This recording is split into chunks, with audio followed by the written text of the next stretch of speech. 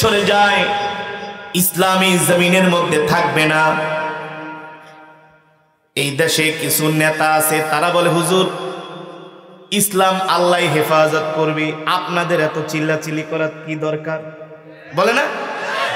টকশোর মধ্যে বলে হুজুর আপনারা এত গরম গরম ওয়াজ কেন করেন? আরে মুসলমান, তুমি তো জানো না ইসলামে নরমও আছে গরমও আছে, ঠিক কিনা বলেন? আমার নবী মক্কার জমিনে 13 বছর দাওয়াত দিয়েছেন। কত বছর?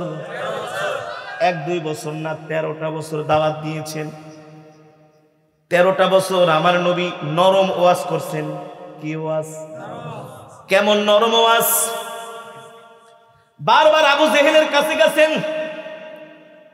চাচা আপনি কালেমা গ্রহণ করেন। আবু জেহেল বলে ভাতিজা আমি কালেমা গ্রহণ করব, শর্ত আছে। কি শর্ত? বলে তুমি যদি আকাশের চাঁদটাকে দ্বিখণ্ডিত করতে পারো তাহলে আমি কালেমা গ্রহণ করব। আচ্ছা আপনারাই বলেন, আল্লাহ নবীর কাজ কি আকাশের চাঁদ দ্বিখণ্ডিত করা? নবীজির কোনো ক্ষমতা আছে আকাশের চাঁদ দ্বিখণ্ডিত করার জন্য, ঠিক কিনা বলেন? এমন অবান্তর প্রশ্ন করে করে মক্কার কাফিররা আমার নবীকে বিভ্রান্ত করেছে। 1টা বছর না, 2টা বছর না, 3টা বছর না, এক যুগের উপরে 13টা বছর আমার নবীকে মক্কার কাফিরেরা কষ্ট দিয়েছে। কেমন কষ্ট? নবী নামাজে যায়, রাস্তার মধ্যে কাটা বিছায় দেয়।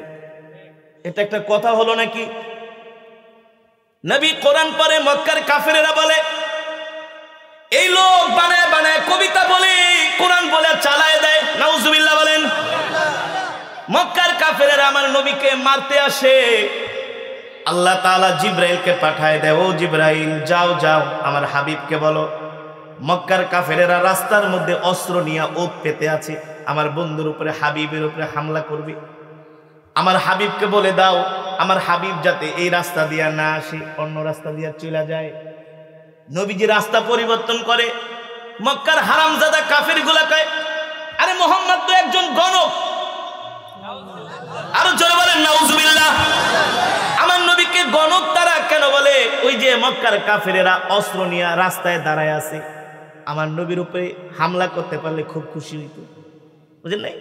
নবীর তো একটা পশমও ছিঁড়তে পারে নাই, নবী তো অন্য রাস্তা দিয়ে চলে গেছে, আল্লাহ ওহির মাধ্যমে জানায় দিছে। আবু জাহিল লেখা এই আরে আমরা এখানে অস্ত্র নিয়ে আসি, মুহাম্মাদের উপরে হামলা করতে সে জানে কেমনে? তার মানে সে গণক। নাউজুবিল্লাহ বলেন।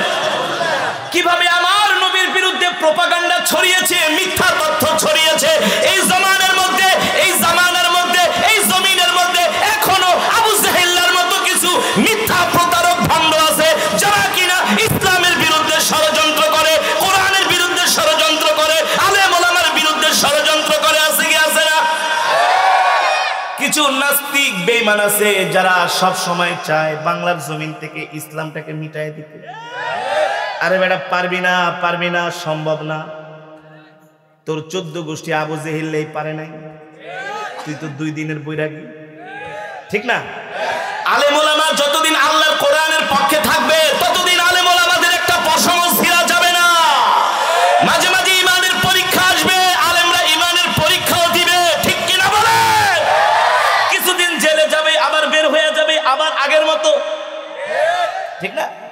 ইমানের পরীক্ষা আসবে। কারণ আপনি যদি ইসলাম মেনে চলেন, হক কথা বলেন, দ্বীনের কথা বলেন, আপনার জন্য গোলাপ ফুলের মালা লয়ে দাঁড়ায় থাকবে না? থাকবে? গোলাপ ফুলের মালা নিয়ে দাঁড়িয়ে থাকবে না। আরে আল্লাহর নবীকে মক্কার কাফেরেরা কষ্ট দিয়েছেন, কেমন কষ্ট, কেমন নির্যাতন, কেমন জুলুম। 13 বছর পর্যন্ত নবীকে কষ্ট দিতে দিতে নবীর কলিজাটাকে একেবারে ঝাঁঝরা করে দিয়েছেন। শেষ পর্যন্ত মক্কার কাফেরেরা আমার নবীকে মক্কায়ও থাকতে দিল না। শেষ পর্যন্ত 13 বছর পরে নবী হিজরত করে মদিনায় চলে যান। কোথায় চলে যান? আরো জোরে বলেন, কোথায় চলে যান? মদিনায় চলে যান। ও যুবক, এখন আমি একটা কথা বলবো, কথাটা ভালো করে মন দিয়া শোনেন। আল্লাহর পয়গম্বরের সাহাবীরা আল্লাহর জমিনে আল্লাহর দ্বীন বিজয় করার জন্য কেমন পিপাসার্ত ছিলেন, কেমন আকাঙ্ক্ষিত ছিলেন, আল্লাহর দ্বীনের জন্য তাদের কেমন মহব্বত ছিল। ও যুবক, কথাটা ভালো করে খেয়াল করো। আল্লাহর পয়গম্বরের সাহাবীদের জীবনের দিকে তাকালে আমার মনে হয় আমরা সবাই মুনাফিক হয়ে গেছি। আমার মনে হয় আমরা সবাই দ্বীন থেকে দূরে সরে গেছি। অথচ আল্লাহর দ্বীনের জন্য আজকে আমরা মেহনত করতে চাই না, আল্লাহর দ্বীনের জন্য আমাদের মাল দিতে চাই না, আল্লাহর দ্বীনের জন্য আমাদের সময় দিতে চাই না। কিন্তু রাসূলের সাহাবীরা কেমন ছিলেন? আল্লাহর দ্বীনের জন্য জান মাল সব আল্লাহর রাস্তায় কোরবানি করে দিয়েছেন। আল্লাহু আকবার। অথচ আল্লাহর পয়গম্বরের সাহাবীরা কেমন ছিলেন? রোমানদের সাথে মুসলমানদের যুদ্ধ, রোমানদের সৈন্য সংখ্যা 3 লাখ। কত লাখ? আল্লাহর নবী একজন সাহাবীকে চিঠি দিয়া রোমান বাদশাহ হিরাক্লিয়াসের কাছে চিঠি পাঠাইছে। এ রোমান রাজা হিরাক্লিয়াস, আমি মুহাম্মদ ইবনে আব্দুল্লাহ তোমার কাছে ইসলাম ধর্ম গ্রহণ করার জন্য আবেদন করলাম। তুমি ইসলাম ধর্ম গ্রহণ করো, তুমি ইসলামের সুশীতল ছায়াতলে আশ্রয় নাও। তুমি যেই মূর্তি পূজা করো, তুমি যেই ধর্ম মানো, এই ধর্ম তোমাকে জান্নাতে নিতে পারবে না, জাহান্নামে নিয়ে যাবে। এক আল্লাহর প্রতি ঈমান আনো, এক আল্লাহর প্রতি বিশ্বাস স্থাপন করো। তুমি যে খ্রিস্ট ধর্ম পালন করতেছো, এই ধর্ম তোমাকে জাহান্নামে নিয়ে যাবে, তোমার দুনিয়া আখিরাত সব বরবাদ হয়ে যাবে। ঠিক কিনা বলেন? আল্লাহর নবী একটা পত্র দিয়া পাঠাইলেন একজন সাহাবীকে রোমান বাদশার কাছে। এই চিঠিটা রোমান রাজা পাওয়ার পরে টুকরো টুকরো করে চিঠির ভিতরে থুতু মারলেন, আর আল্লাহর নবীর চিঠিটাকে পায়ের নিচে দিয়া তিনি পাড়াইতে শুরু করলেন। আর তার সৈন্যদেরকে অর্ডার দিলেন, এই মুহাম্মদ ইবনে আব্দুল্লাহ মদিনা থেকে তার কোন লোক পাঠাইছে তাকে ধরে নিয়ে আসো, তাকে গ্রেফতার করো, জেলখানায় বন্দী করো। আল্লাহর নবীর সাহাবীকে জেলের মধ্যে ঢুকায়া নির্মমভাবে তাকে শহীদ করলেন। এই খবর যখন মদিনায় চলে আসলো, আল্লাহর নবী আর সহ্য করতে পারলেন না, নবীজির চোখ দিয়া ঝরঝর করে পানি পড়তেছে। বর্তমানে তো মুসলমানদের গায়ে হাত দিলে পৃথিবীর কোন মুসলমান শাসকদের কষ্ট হয় না। ঠিক কিনা বলেন?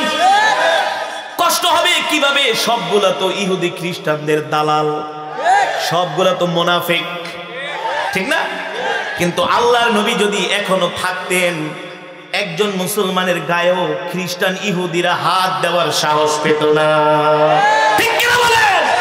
আল্লাহর নবী বেঁচে থাকলে তার একজন উম্মতের গায়েও কাফেরের হাত দেওয়ার সাহস পেত না।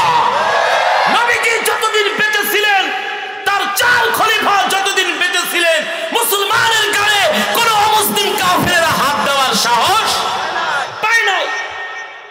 দুধ হত্যা করা এটা চরম একটা অন্যায়, চরম সীমালঙ্ঘন, আইনের পরিপন্থী কাজ। রাসূলের সাহাবীকে হত্যা করলেন, শহীদ করলেন। নবীজির কাছে খবর আসছে নবীজির দুধ হত্যা করেছেন। নবী তো সাহাবীকে কলিজা দিয়া ভালোবাসতেন। আল্লাহু আকবার, আল্লাহু আকবার। অথচ রোমান রাজা ছিলেন পৃথিবীর পরাশক্তি। বর্তমানে যেমন রাশিয়া পৃথিবীর পরাশক্তি, তাদের সাথে যদি কোনো মুসলমান দেশ যুদ্ধ ঘোষণা করে তাহলে আমরা বলবো এটা বোকা। এত বড় পরাশক্তির সাথে কি কোনোদিন পারা সম্ভব? কিন্তু আল্লাহর পয়গম্বর কেমন ছিলেন? নবীজি সব সাহাবীদেরকে ডাক দিলেন, সব সাহাবীরা মসজিদে নববীতে হাজির হলেন। 3000 সৈন্য নবীজি প্রস্তুত করলেন। কয় হাজার? জোরে বলেন। 3000 সৈন্য নবীজি প্রস্তুত করলেন। আর কাফেরদের সংখ্যা হলো 2 লাখ। কয় লাখ? এই যুদ্ধের নাম হলো মুতার যুদ্ধ। যুদ্ধের নাম মুতার যুদ্ধ। 3000 সৈনিক নবীজি প্রস্তুত করলেন, আর তাদের সামনে একটা ভাষণ দিলেন। ও আমার প্রিয় সাহাবীরা, তোমাদের এক ভাইকে আমি পাঠিয়েছিলাম রোমান রাজা হিরাক্লিয়াসের কাছে দ্বীনের দাওয়াত নিয়ে। সে দ্বীনের দাওয়াত তো গ্রহণ করেই নাই, উল্টা তোমার ভাইকে হত্যা করেছে, তাকে নির্মমভাবে শহীদ করেছে। সে আমার সাহাবী, তোমাদের ভাই। রোমানরা হলো পৃথিবীর পরাশক্তি। এখন বলো তোমরা কি করবা? 3000 সাহাবী সমস্যা নেই, আল্লাহর নবীকে আশ্বস্ত করলেন, ওগো আল্লাহর নবী, এই দুনিয়ার জমিনে আমরা আল্লাহ ছাড়া কাউকে ভয় পাই না। রোমানরা যতই পরাশক্তি হোক না কেন, আমাদেরকে অর্ডার দেন, রোমানদের বিরুদ্ধে আমরা জিহাদ করতে প্রস্তুত আছি। আল্লাহু আকবার। কয় হাজার সৈন্য? মাত্র 3000। আর কাফেরদের সংখ্যা হলো 2 লাখ। কয় লাখ? 2 লাখ আপাতত। নবীজি সব সাহাবীদেরকে প্রস্তুত করলেন। নবীজি ডাক দেয় তাই আইনা, যায়েদ ইবনে হারেসা, তাল, আমার পালক পুত্র যায়েদ ইবনে হারেসা কোথায়? যায়েদ ইবনে হারেসা বলে লাব্বাইক ওয়া সাদাইক। নবীজি বললেন, যায়েদ তুমি আমার কাছে আসো। নবীজির কাছে আসলেন, আর নবীজি হাত ধরে যায়েদ ইবনে হারেসাকে দাঁড় করালেন, আর বললেন, ও যায়েদ, সর্বপ্রথম তুমি মুতার যুদ্ধে ইসলামের পতাকা, কালেমার পতাকা তোমার হাতে থাকবে। সর্বপ্রথম কার হাতে থাকবে? যায়েদ ইবনে হারেসা। 2 নম্বরে ডাক দিলেন, আইনা আখিয়াস সাগীর জাফর বিন আবু তালেব, আমার ভাই জাফর বিন আবি তালেব কোথায়? লাব্বাইক ওয়া সাদাইক, তাল তুমিও আসো। নবীজি তাকে বাম পাশে দাঁড় করালেন, বলল, জাফর 2 নম্বরে তুমি কালেমার পতাকা গ্রহণ করবা, মুতার যুদ্ধে সেনাপতির দায়িত্ব পালন করবা। 3 নম্বরে নবীজি ডাক দিলেন, আইনা আব্দুল্লাহ বিন রাওহা, আব্দুল্লাহ বিন রাওহা কোথায়? আব্দুল্লাহ বিন রাওহা রাদিয়াল্লাহু তাআলা আনহু বললেন, ওগো আল্লাহর নবী, লাব্বাইক ওয়া সাদাইক। নবীজি বললেন, তুমিও আসো। এবার 3 জনকে নবীজি একসাথে দাঁড় করালেন, আর বললেন, যায়েদ, মুতার যুদ্ধে সর্বপ্রথম তুমি সেনাপতির দায়িত্ব পালন করবা। যদি তুমি শাহাদাত বরণ করো, আল্লাহু আকবার, কি বরণ করো? যদি তোমার শাহাদাত হয়ে যায়, তুমি যদি শাহাদাতের অমীয় সুদা পান করো, 2 নম্বরে কালেমার পতাকা হাতে নিবে জাফর বিন আবি তালেব। আল্লাহু আকবার। যদি জাফর বিন আবি তালেব শহীদ হয়ে যায়, 3 নম্বরে কালেমার পতাকা গ্রহণ করবে, ইসলামের পতাকা গ্রহণ করবে আব্দুল্লাহ বিন রাওহা।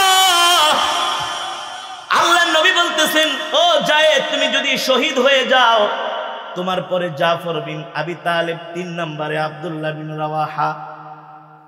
নবীজির পবিত্র জবান দিয়া বলতেছেন, তোমরা 3 জনেই মুতার প্রান্তরে শাহাদাত বরণ করবা। আল্লাহু আকবার। আল্লাহর নবীর জবানের কথা মানি, এই 3 জনের একজনও আর ফিরে আসতে পারবে। 3 জনের একজনও আর বাঁচবে না, সবাই আল্লাহর রাস্তায় শহীদ হয়ে যাবে। নবীজি বলতেছেন, এই অবস্থায় আমরা হইলে কি করতাম? আমাদের যে ঈমান, নরবরে ঈমান, অথচ আমরা অনেক বড় মুসলমান দাবি করি, নামাজ পড়ি না 1 ওয়াক্ত, ঠিক না? অনেক বড় রাসূলের আশিক দাবি করি, অথচ রাসূলের সুন্নাত আমাদের মাঝে নাই, ঠিক না? অথচ আমরা নিজেকে অনেক বড় বুজুর্গ দাবি করি। আল্লাহর নবী বললেন, 3 জনে তোমরা দাঁড়াও। তোমরা 3 জনেই যদি শহীদ হয়ে যাও, 4 নম্বরে তোমাদের মধ্য থেকে একজন সেনাপতি নিযুক্ত করে নিবা। একজন আরেকজনের দিকে তাকায়, যায়েদ ইবনে হারেসা জাফর বিন আবি তালেবের দিকে তাকায়, জাফর বিন আবি তালেব আব্দুল্লাহ বিন রাওহার দিকে তাকায়। 3 জন 3 জনের দিকে তাকায়, বলে, ভাই রে, আল্লাহর নবী আমাদের 3 জনের নাম ঘোষণা করেছে, তার মানে আমরা 3 জনের একজনও আর যুদ্ধের ময়দান থেকে ফিরে আসতে পারবো না, ঠিক কিনা বলি? আমরা হইলে তো পালাই চলে যেতাম। আমাদের ইমানের যে অবস্থা, পালায় চলে যেতাম। রাসূলের সাহাবী 3 জন দাঁড়ায় গেলেন। আল্লাহর পয়গম্বর বলল, যাও যাও ওগো আল্লাহর নবী, আমার মা আম্মা জান আয়েশা তো এখানে আছেন, আর আপনি তো আমার বাবা, আমার আর যাওয়ার দরকার নাই। কেমন ইমানি শক্তি! আর আমরা হইলে কদম ঠিক আছে, একটু ঘুরে ফিরে আসি। নবীজি বললেন, জাফর তুমি তো অনেক দিন মদিনার বাইরে ছিলা, কেবলমাত্র হাফসা থেকে হিজরত করে মদিনায় আসছো, তুমি যাও, তুমি একটু তোমার সন্তান স্ত্রীর সাথে দেখা করে আসো। জাফর বিন আবি তালেব দৌড়ে বাড়িতে গেলেন। তার স্ত্রী তার জন্য খাবার প্রস্তুত করতেছেন। জাফর বিন আবি তালেব ডাক দিয়ে বলে, স্ত্রী খাবার রান্না করার কোনো দরকার নাই। স্ত্রী বলে, ওগো প্রাণের স্বামী, অনেক দিন পরে আপনি হাফসা থেকে হিজরত করে মদিনায় আসলেন, আপনাকে প্রাণ ভরে রান্না করে খাওয়াবো, কেন রান্না করার জন্য আপনি নিষেধ করেন? জাফর বিন আবি তালেব বলে, স্ত্রী রে, রান্না করো না, এর কারণ হলো তোমার খাবার খাওয়া আমার আর সময় নাই। স্ত্রী ডাক দিয়া বলে, প্রাণের স্বামী কেন খাবেন না? জাফর বিন আবি তালেব ডাক দিয়া বলে, স্ত্রী রে, একটা যুদ্ধে এই পর্যন্ত আল্লাহর নবী একজন সেনাপতি ঘোষণা করেছেন, আজকের যুদ্ধে আল্লাহর নবী 3 জন সেনাপতির নাম ঘোষণা করেছেন, আমার আগে একজন, আমার পরে একজন, আমি হলাম দ্বিতীয় নম্বরে। তার মানে আমরা 3 জনের একজনও আর ওই যুদ্ধের ময়দান থেকে ফিরে আসব না, আল্লাহর রাস্তায় আমরা 3 জনই শহীদ হয়ে যাব। যুবক মুসলমান, এই কথা শোনার পরে তার স্ত্রীকে আর দুনিয়াতে আছে, গলা কাটা মুরগির মতো ছটফট করে আর বলে, প্রাণের স্বামী এটা কি বলেন, এটা কি বলেন? আপনাকে ছাড়া আমি কিভাবে বাঁচবো? ছোট ছোট 2টি বাচ্চা এসে জাফর বিন আবি তালেবের কোলে উঠে কাঁদে উঠে আব্বু আব্বু বলে ডাক দেয়। আব্বু তুমি তরবারি নিয়ে ডাল নিয়ে আবার কি চলে যাচ্ছ? এই যাওয়াই তো জীবনের শেষ যাওয়া, আর কোনোদিন দেখা হবে? জাফর বিন আবি তালেবের স্ত্রী গলা কাটা মুরগির মতো ছটফট করে। জাফর বিন আবি তালেব বলে, স্ত্রী কেঁদো না। স্ত্রী বলে, আপনার জন্য আমি দোয়া করে দিলাম, আল্লাহ তাআলা যেন গাজী বানায় আপনাকে ফিরায় আনে। জাফর বিন আবি তালেব বলে, স্ত্রী রে, উল্টা দোয়া করো না, আল্লাহর নবী আমার জন্য দোয়া করেছে যাতে করে আমি জিহাদের ময়দানে শহীদ হয়ে যাই, তুমি আমার জন্য উল্টা দোয়া কেন করো? এই কথা বলে জাফর বিন আবি তালেব যুদ্ধের ময়দানের দিকে রওনা শুরু করলেন। স্ত্রী গলা কাটা মুরগির মতো ছটফট করে আর কান্না করে। জাফর বিন আবি তালেব পিছনের দিকে তাকায় বলে, স্ত্রী রে, কেঁদো না, কেঁদো না, কেঁদো না, আল্লাহর উপর তাওয়াক্কুল করো, সবর করো, ধৈর্য ধরো, আমি জাফর তোমার জন্য জান্নাতের সিঁড়িতে অপেক্ষা করব। পিছনের দিকে আর তাকায় নেই, সোজা চলে গেছে যুদ্ধের ময়দানে। তৃতীয় নম্বরে রাসূলের সাহাবী আব্দুল্লাহ বিন রাওয়াহা রাদিয়াল্লাহু তাআলা আনহু কেবলমাত্র নতুন বিবাহ করে স্ত্রীকে বাড়িতে এনেছেন। আব্দুল্লাহ বিন রাওয়াহা ঘরে যায় দরজা নক করলেন, দেখলেন বাহির থেকে কোরআনের আওয়াজ আসতেছে, ঘরের মধ্যে কোরআন পড়ে হালকা হালকা মৃদু মৃদু আওয়াজ। জাফর আব্দুল্লাহ বিন রাওয়াহা ঘরের দরজা নক করলেন, স্ত্রী ঘরের দরজা খোলার জন্য চেষ্টা করলেন। আব্দুল্লাহ বিন রাওয়াহা বলে, স্ত্রী দরজা খোলো না, আমি তোমার স্বামী আব্দুল্লাহ বিন রাওয়াহা, তোমার সাথে কিছু কথা বলার জন্য আসছি। ভিতর থেকে স্ত্রী ডাক দিয়া বলে, প্রাণের স্বামী, আমি তো আপনার জন্য অপেক্ষা করতেছি, আপনি ঘরে আসেন। রাসূলের সাহাবী আব্দুল্লাহ বিন রাওয়াহা বলে, না না না, আমি আর ঘরে আসবো না। স্ত্রী ডাক দিয়া বলে, প্রাণের স্বামী কেন গো ঘরে আসবেন না? রাসূলের সাহাবী বলে, এই কারণে আসবো না, আল্লাহর নবী মুতার যুদ্ধে আমাদেরকে পাঠাবেন, আর 3 জন সেনাপতির নাম ঘোষণা করেছেন, 2 জন আমার আগে, তারপরে আমি 3য় নাম্বার। তার মানে আমার 2 জন আগে যারা আছে তারা শহীদ হয়ে যাবে। 3য় নাম্বারে আমার নাম ঘোষণা করেছেন, 3য় নাম্বারে আমি কালেমার পতাকা নিব, সেনাপতির দায়িত্ব পালন করব। তার মানে 3 জনের একজনও আমরা আর বাঁচবো না, 3 জনেই আমরা শাহাদাত বরণ করব। আল্লাহু আকবার। আল্লাহর বান্দারা ঘর থেকে আওয়াজ দেয়, প্রাণের স্বামী, আমি মদিনার সুন্দরী রমণী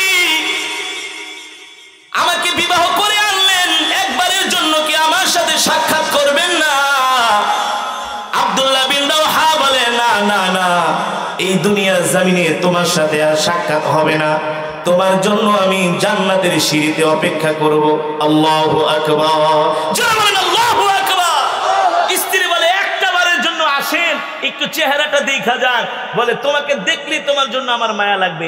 আমি চাই না এই সময় কারো প্রতি আমার মায়া লাগুক। আমি আল্লাহ রাসূলের জন্য, দ্বীনের জন্য আমি আমার জীবনটাকে আল্লাহর রাস্তায় দেওয়ার জন্য যাচ্ছি। আল্লাহু আকবার। মুসলমান, ইন্না দ্বীনা ইনদাল্লাহিল ইসলাম, আল্লাহর কাছে মনোনীত ধর্ম হলো ইসলাম। ঠিক কি না বলেন? আল ইয়াউমা আকমালতু লাকুম দীনাকুম ওয়া আতমামতু আলাইকুম নি'মাতি ওয়া রাদিতু লাকুমুল ইসলাম দীনা। একমাত্র কমপ্লিট জীবন ব্যবস্থার নাম হলো ইসলাম। আজকে আমরা অনেক বড় মুসলমান দাবি করি, ইসলাম মানি না, ইসলামের প্রতি আমাদের মায়া নাই, ইসলাম আমরা পালন করি না। মসজিদে মুসল্লি নাই, ফজরের নামাজে 10 জন মুসল্লিও খুঁজে পাওয়া যায় না, ঠিক না? কিন্তু আমরা জান্নাত চাই। আল্লাহ বলে, এ বান্দা, জান্নাত চাস? জান্নাত এত সোজা না। আল্লাহ বলে, জান্নাত নিতে চাও? শর্ত 2টা। কয়টা? জোরে বলেন মুসলমান, কয়টা শর্ত?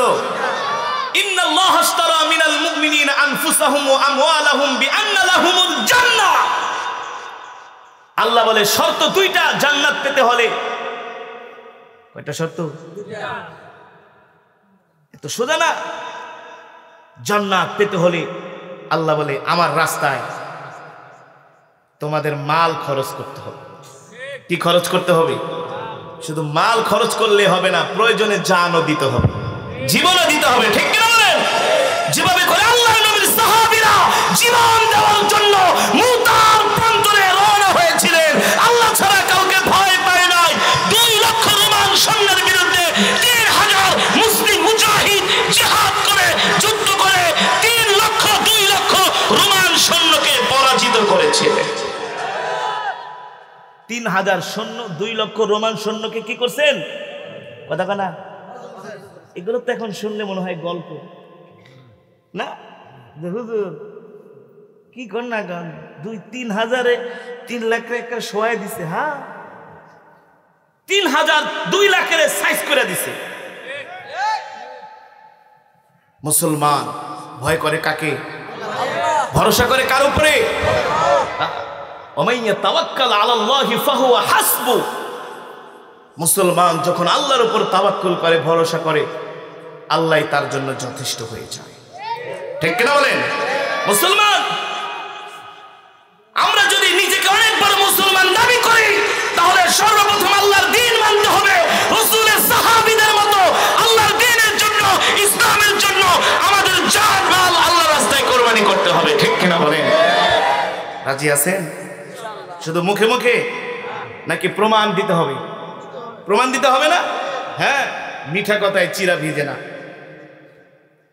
অনেক বড় মুসলমান দাবি করবেন, দিন মানবেন না, ইসলাম মানবেন না, আলেম ওলামাদের সাথে থাকবেন না, মসজিদ মাদ্রাসার কাছে আসবেন না, এটা মুনাফিক ছাড়া আর কিছুই না। ঠিক না বলেন? গরু খাওয়া মুসলমান ছাড়া আর কিছুই না। রাসূলের সাহাবীরা যেমন করে দ্বীনের জন্য জান মাল দিয়েছেন, আমরা আল্লাহ রাসূলের উম্মত, আমরা আমাদের জান মাল আল্লাহর রাস্তায় কোরবানি করব। কে কে রাজি আছেন? হাত উঠান। নারায়ে তাকবীর। হাত উঠে আল্লাহকে দেখাই দেন, নারায়ে তাকবীর। আল্লাহ আমাদের কবুল করে নেন। জোরে বলি আমিন। হাত নামান। মুসলমান, রাসূলের সাহাবীদের এই জীবনীগুলো পড়বেন, তাহলে ঈমান মজবুত হবে। কি মজবুত হবে? এই উঠাউঠি করেন কেন? বসেন বসেন, উঠাউঠি করবেন না। 1 মিনিটের মধ্যে একটা কথা বলছি। এতক্ষণ আপনাদের যে বয়ান করলাম, আল্লাহর দ্বীনের জন্য মাল দিতে হবে, ঠিক না ভাই? নিজের সম্পদ থেকে আল্লাহর দ্বীনের জন্য খরচ করতে হবে, জান দিতে হবে প্রয়োজন। আজকে যে মাদ্রাসার উদ্যোগে মাহফিল, আমাকে একটা স্লিপ দেওয়া হয়েছে মাদ্রাসার জন্য কিছু কালেকশন করার জন্য। 1-2 মিনিট একটা কালেকশন করবো। উঠাউঠি করবেন না তো? মাদ্রাসার ছাত্ররা রুমাল নিয়ে ভিতরে ঢুকে যাও, রুমাল নিয়ে ভিতরে ঢুকে যাও।